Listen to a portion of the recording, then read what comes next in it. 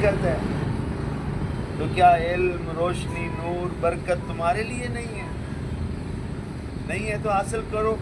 اس گفتگو سے ہم شیطان کا مقابلہ کرتے ہیں۔ یہ اسے دھوکہ دیا ہے۔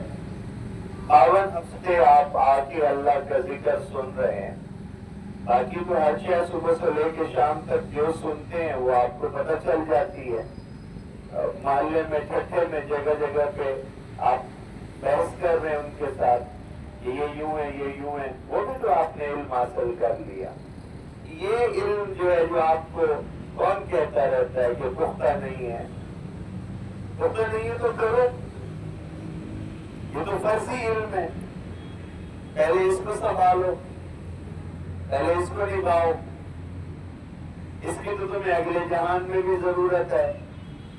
مختصر جہان والے علم کے لیے اتنی کوشش کر لی ہے، اور اگلے جہان جس سانس کی گارنٹی نہیں ہے اور ایک سانس کا جہان ہے، اس کے لیے تمہیں اتنے علوم کی ضرورت پیش آ گئی ہے، صبح صبح، شام شام، اور علوم سیکھتے سیکھتے نہیں تھکتے، اور ہر خبر پہ نظر رکھی ہوئی ہے تم نے، اور جن علوم کی تمہیں ہمیشہ ضرورت ہے، اور جو علوم علم کے مرکز اللہ کی طرف سے آئے ہیں، جو فرضی ہیں، جو مسافر کے لیے منزل کا پتہ دیتے ہیں، رستے کا پتہ دیتے ہیں، آگے اجتماعات کا پتہ دیتے ہیں، اس علم کی طرف جب بھی گفتگو ہو تو آپ بڑا ہی کمزور سا ایک شعبہ دکھاتے ہیں۔ تو یہاں پہ آیات پڑھتے ہوئے یہ بھی پتہ چل جائے کہ یہ جو ذکر ہم آتے ہیں، سیکھتے ہیں، کہ آگے جا کے پھیلانا بھی ہوتا ہے۔ اللہ نے کہا ہے تو چونکہ ذکر آ چکے ہو، سیکھ چکے ہو، چلو اور بڑی نشستیں نہیں تو کم از کم جو جمعہ بھی تم نے سیکھا۔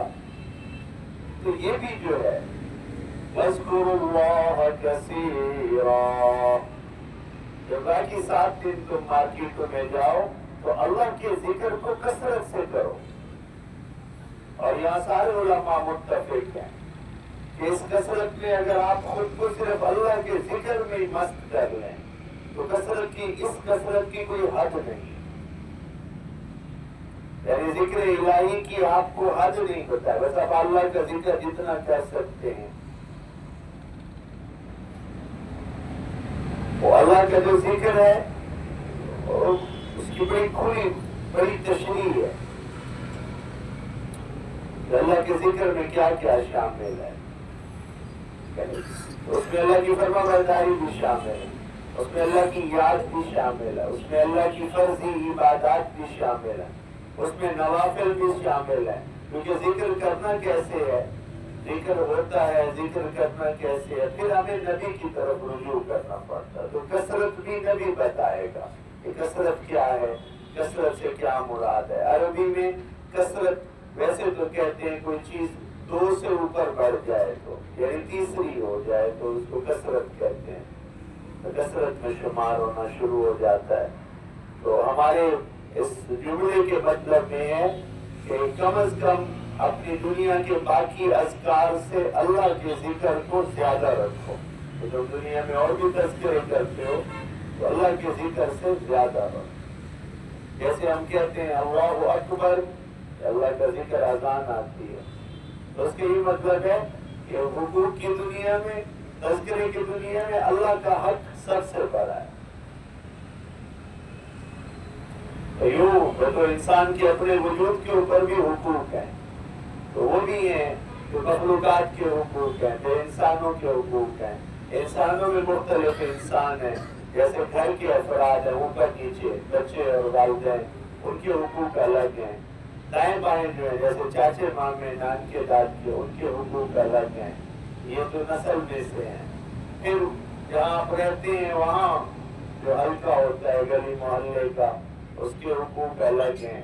تو یہ حقوق و فرائض کی دنیا ہے جس میں ہم گفتگو کر رہے ہیں۔ تو وہ سارے کے سارے بھی اگر اللہ کی فرما برداری میں ہوں، اللہ کے حکموں کے مطابق ہوں جیسے اس نے بتایا، وہ بھی اللہ کے ذکر میں شامل ہے۔ تو لیکن ذکر اللہ کا کرنے کے لیے خالق کائنات کی پہچان ایک بہت بڑا شعبہ ہے۔ یہ جو آج کل تذکرے چل رہے ہیں جس میں لوگ رب کو مانتے ہی نہیں ہیں، اور جس کا تعلق پہچان کے تذکرے کے ذکر میں پہچان کی تذکرے کے ساتھ ہے۔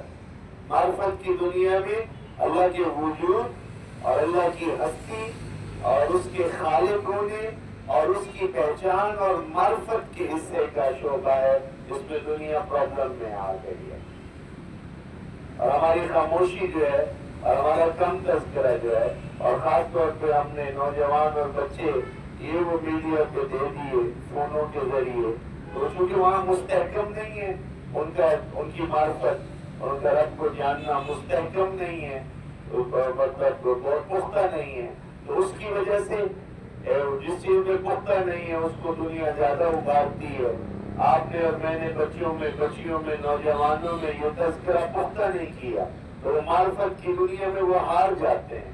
خاص طور پر چھوٹی عمر کے جو بچے ہوتے ہیں وہ بھی آج کل دنیا میں فون لیے بیٹھے، تعداد بھی ان کی بڑی زیادہ ہے، تو ایسے لگتا ہے جیسے ساری دنیا جو ہے وہ اس موضوع کے اوپر بڑی جڑی بیٹھی ہے۔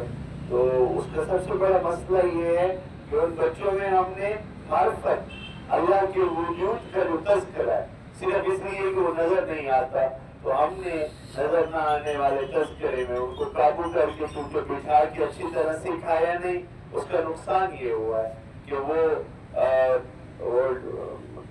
ڈائیلاگ ہار جاتے ہیں، تھوڑی گفتگو کے بعد میں غیر مستحکم ہو جاتے ہیں، تھوڑی سی گفتگو کے بعد جو ہے ان کو ایک تو ادب کا بھی خیال رکھنا ہوتا ہے، پھر اللہ کی ہستی اتنی عظیم ہے اس کا بھی خیال رکھنا ہوتا ہے، تو اس میں جو بڑھ چڑھ کے گفتگو کرنے والے ہیں جو اللہ کا خیال ہستی کا نہیں رکھتے، وہ اپنی گفتگو میں ذرا بے لگام ہو جاتے ہیں، اور ہمارے جو بچے اور بچیاں جو محدود ادب کے دائرے میں گفتگو کرتے ہیں وہ لگتا ہے کہ جیسے کوئی یعنی کبھی بیشی ہو۔